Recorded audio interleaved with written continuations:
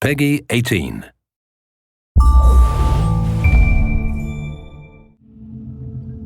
Hi there, my name's Jamie Keane, I'm the lead game designer on Far Cry 3, and this is Mark Thompson, I'm the level design director. So what we're going to show you today is we're going to show you a run through. So you find yourself to begin with in Amanaki Village. Now this is one of the hubs in the game.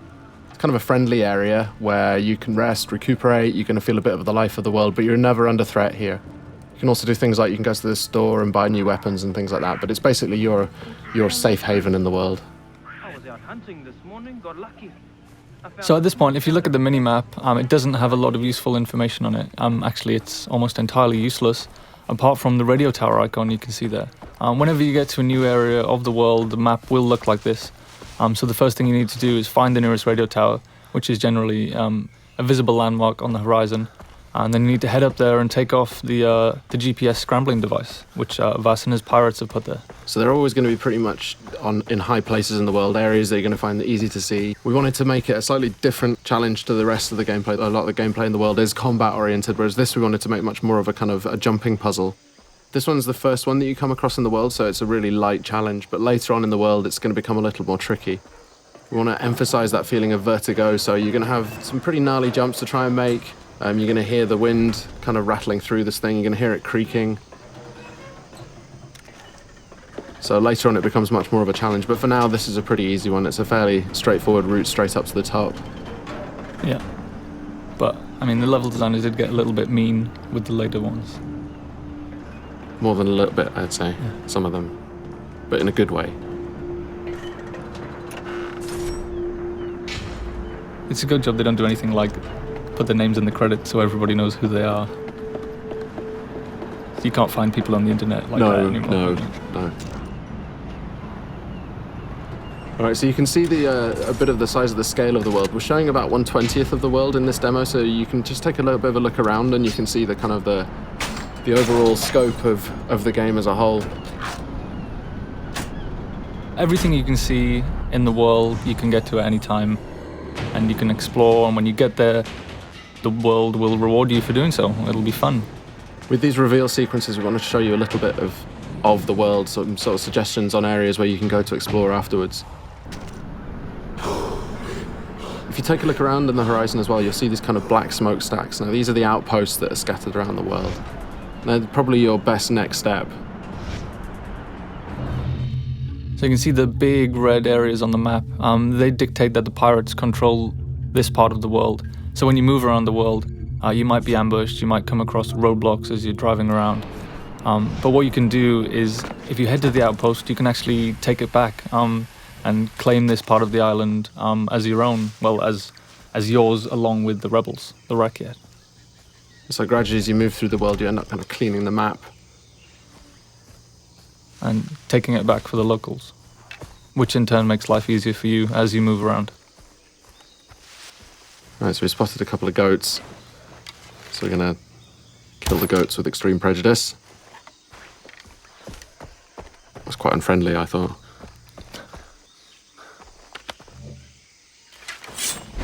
That was more unfriendly, though. Yes, certainly. Yeah. All right, so we skinned the goat, so now we've got a skin from the goat, so we can use that to craft. This is the crafting menu, and in here you can see all the different things that you can use animal skins to craft. Right now we're going to go and we're going to craft a weapon holster, which is going to let us then carry 4 weapons. The loadout that you have in this demo is a little bit, we kind of cheated slightly just so that it was more fun to play for the demo, but normally you would have to build up from pretty much nothing. You know, you start off in the world and you start off like Jason starts off in this world. You know, he's this young 25-year-old guy without much of a clue, and he's kind of got a gun and nothing much else, so there's a parallel there between the way that Jason starts in the world and the way that you start in the world.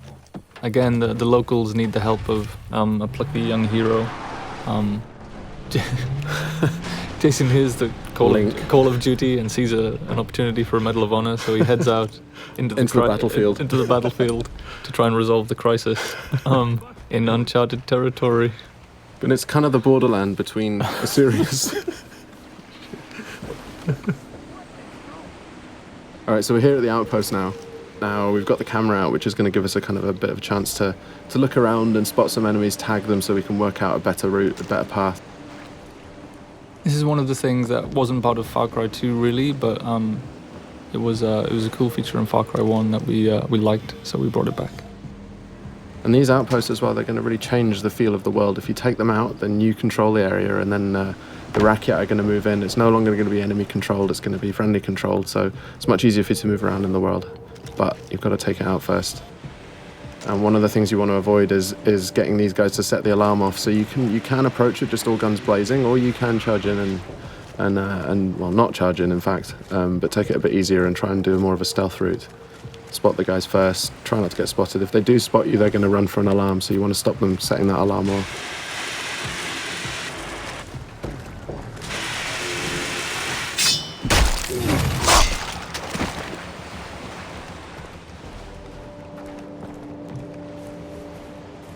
Alright, so we're trying to do a bit more of a stealth route here. Got to be a bit careful. That white line you can see there is a detection meter. If that fills up, they're going to spot you and then combat's going to start. So we've used a rock there to distract that guy. So he's going to go and check that out. And in the meantime, we can go off and head off around here and do a death from above. Okay, so he's now alerted. So these guys, you can see he's heading over for the alarm there. That's a good shot. A little too good, some might say.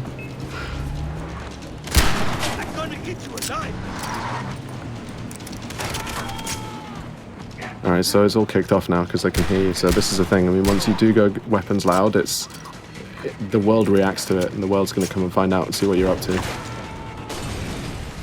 And it's not just the guys in the outpost. If there are any patrols that are moving around the area, like boat patrols might come in from the ocean, or any guys driving along the roads nearby, they're going to hear gunfire, and they're all going to be attracted. Another good shot there, I think. If a little too good. Yeah. Could you just set the alarm? Through the guy. So we've got the quest on the board right nearby. We've also got this hunting quest down here. The other thing it's done is opened up a fast travel node. Now, fast travel is something we really wanted to get into the game so that you decide how you move around the island. Here we can see the weapon store. Just going to go and upgrade one of the weapons that you've got. But yeah, you can stock up on any ammo that you're missing. You can buy consumables like health packs and body armor. Mm-hmm. You can buy maps as well if you're interested in exploration. It's going to show you where all the different collectibles are. You can see where all the chests are. You can see where all the relics and all the lost letters and the memory cards are. All right, so this is the weapon upgrade system. So each weapon has a different set of upgrades that you can use.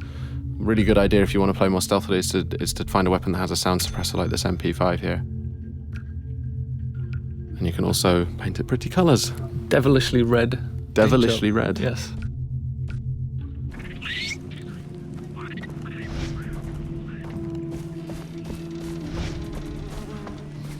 Alright, moving up to take this quest, which is just on the board over here.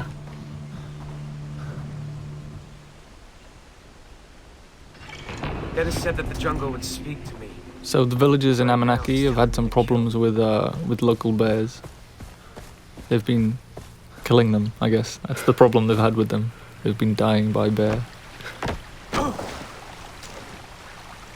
And the thing with these as well is we want to add a sort of a gameplay challenge as well. So it's not just going to be a question of getting in there and shooting them, however, but we want to add a little bit of a challenge in terms of the weapon that you can use. So this one, you've got to use a shotgun to take these bears out. You've also got to find out where the bears are. So you've got that 3D objective marker, sorry. You can use a knife as well. Oh yeah, you can use a knife too, yes. But, yeah. Knife versus bear. It's a bad life choice. Always a good choice, always a good decision. Alright, so we're coming up on the quest location now, so we've got to go and pick up a shotgun. And you can see on the minimap we've just dipped into a new undiscovered part of the world. So if we didn't want to go kill these bears, we could head off to that radio tower and unlock a new section of the map and unlock some new side quests and things to do. But right now we're going to go and shoot bears. In the face? No, well I decided not to go within the face because... That would be too efficient. It would be. But there we can see it. Alright, now, bears can take a lot of punishment and they pack a real punch, as you can see there. When you get hit by them, you really know about it. I've seen it go a lot worse than that. Definitely. Well, that's the thing, because you feel all confident because, you know, they're not closing very quickly and then suddenly knock you over. Yeah. All right, so we're into the cave now. And this is it's a whole new dimension, I guess, that we added to Far Cry. Is lots of interior spaces. There's something that the tech couldn't do back in Far Cry 2, so it's something we added. So you'll have lots of and it just adds lots of interesting avenues for exploration. Lots of cave networks, tunnels underground, old mines, old temples, and there's always something to do and find down there. It's true. And you have a flashlight as well, so you can see where you're going. Indeed. Adding other dimensions, really. Got to interplanar experiences. Yeah, I mean, physically and metaphysically. So we added Hell and Rylea. And Yeah. In the last area, we headed to the radio tower first so we could figure out the lay of the land and decide what to do next. But in this instance, we just sold the smokestack and headed straight for it. And there's no order that you need to do anything. No, I mean, you don't have to do any of these things if you don't want to. It's just going to make it more difficult to... Oh, I think I heard a tiger. Ah, yes. That's kind of forced the hand on the stealth issue there a little bit, I think. Yes, a little too close to the outpost there. Explosive arrow. But they don't know quite where you are yet. They just heard the gunfire and they come and investigate. Oh, and this is the best explosive arrow ever. Great. I know I'll start a fire. So you can see there we used a few different types of arrowhead. They're actually craftable items. So you're not just stuck with the bow is a super cool stealth weapon for long range kills, but you can also go craft fire tips and explosive tips, so you can be more versatile at long range. But it still stays stealthy even if you've got those kind of like more full on arrowheads on them. Stealthy explosions. Yes. Stealth explosions. I think we should do that in the real one as well, actually. Stealth explosion.